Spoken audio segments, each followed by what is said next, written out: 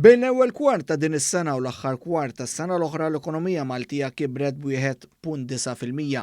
Dan għal kuntrarju tal-medja taż-żona euro fejn l-ekonomija x'kienet b'0.3% li jfisser li l-ekonomija Maltija kibret aktar minn 6 darbiet mill-medja fiż-żona euro.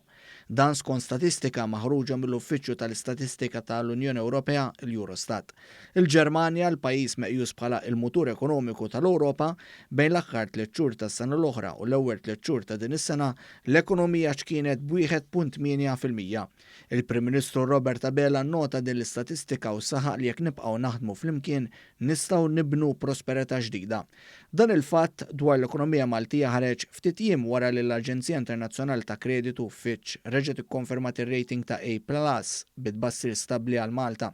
L-esperti ta' Fitch li huma magħrufa li ma jħarsu lejn wiċċ ikkonfermaw li huma qed jistennew li s-sena d-dieħla l-ekonomija Maltija se tkompli tikber iktar minn dak previst. Fil-fatt jgħidu li s-sena d-dieħla jistmaw tkabbir ta' 6% wara li l-istima oriġinali kienet ta' 3.9%. Sansitra jsemmu li tkabbir tal-prodott domestiku gross jiġifieri l-ekonomija għal din is-sena għandu jlaħħaq 4.7% ferm aktar minn dak stmat mill-programm ta' stabilità għal Malta li joħroġ mill-Ministeru għall-Finanzi.